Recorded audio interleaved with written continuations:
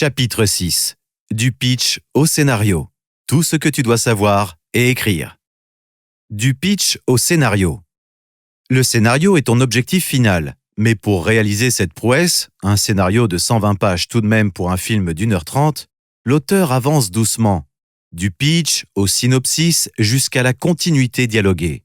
Tu dois impérativement passer par cette suite d'étapes pour arriver à tes fins. Te lancer directement dans l'écriture du scénario est le meilleur moyen de t'égarer et perdre la qualité de ton histoire.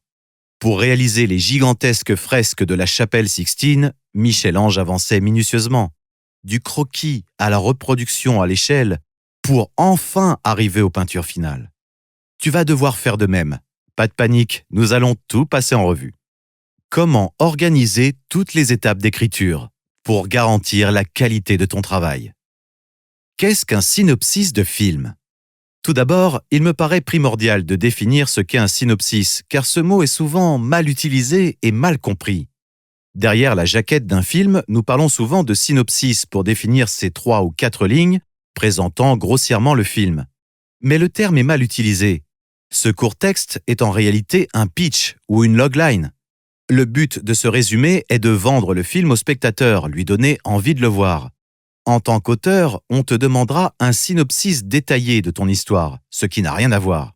Ce synopsis, plus long que 4 maigres lignes, doit décrire les mouvements de ton histoire. Il est un résumé de tout ton film, dans les grandes lignes. Pour un court-métrage, il faudra compter 1 à 2 pages de synopsis. Pour un long-métrage, cela peut aller de 10 à 20 pages. L'erreur fatale. Certains auteurs se jettent directement dans l'écriture du scénario. Par précipitation peut-être, par manque d'expérience sans doute. Pour un court-métrage, ce n'est pas impossible, mais peu de personnes en sont capables. En revanche, pour ce qui est d'un long-métrage, cela reste du domaine de l'impossible. Ne pas passer par la phase d'écriture du synopsis ressemble davantage à une fuite qu'à un élan de génie. En te lançant directement dans le scénario, tu écriras 2, 3 scènes, mais tu bloqueras vite et perdras le fil de ton histoire. Prends donc le temps de passer par cette étape. Je sais que tu veux constituer un scénario digne de ce nom et que la précipitation te pousse à écrire directement avec une mise en page de professionnel, mais c'est une erreur. Chaque chose en son temps. À quoi sert le synopsis détaillé? Le synopsis détaillé a une utilité différente en fonction de la personne concernée, l'auteur, la production, le lecteur de commission. Du point de vue de l'auteur, valider les grands mouvements de l'histoire, vérifier l'équilibre de l'intrigue, vérifier si la structure fonctionne, si le squelette de l'histoire est solide, vérifier que les personnes sont à la bonne place. De plus, à cette étape, le synopsis est plus malléable qu'un scénario complet. Il est plus simple de le modifier et même de supprimer des éléments. Le synopsis vu par la production.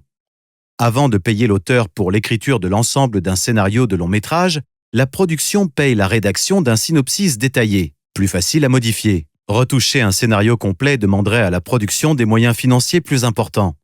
De plus, pour éviter les coûts supplémentaires, une production valide chaque étape de l'écriture. Si le synopsis ne plaît pas, le producteur n'investira plus d'argent ni de temps à son développement. Comme on dit, on ne met pas la charrue avant les bœufs. Les lecteurs des commissions. Le synopsis détaillé est un élément parfait puisque plus court qu'un scénario, ce qui est un avantage auprès des lecteurs de commission. De leur point de vue, il est préférable de lire 30 pages plutôt que 120, même si cela ne te permet pas de briller par tes dialogues. Qu'est-ce qu'un traitement de scénario? Une fois le synopsis validé, l'auteur entreprend l'écriture de ce que l'on appelle un traitement. Le traitement est une version plus dense et améliorée du synopsis. Les 5 pages de synopsis deviendront alors 40 pages de traitement, ce qui laissera davantage de place à l'auteur pour s'exprimer. Notamment, développer la psychologie des personnages en profondeur, développer les intrigues secondaires, développer l'ambiance et le style, développer l'univers et les décors, développer l'ambiance, etc. En revanche, le traitement ne fait pas encore figurer les dialogues à proprement parler, ils ne sont qu'évoqués. Qu'est-ce que la continuité dialoguée?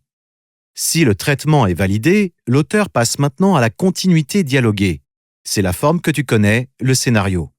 L'auteur peut enfin ajouter les dialogues à son histoire, ce qui représente la partie la plus sympathique pour lui. Il peut maintenant travailler son scénario scène après scène sans se soucier de vérifier si la logique interne de son intrigue est bonne, puisqu'il l'a déjà validé dans le synopsis et le traitement. En d'autres termes, le risque pour l'auteur de s'égarer est minimisé au maximum.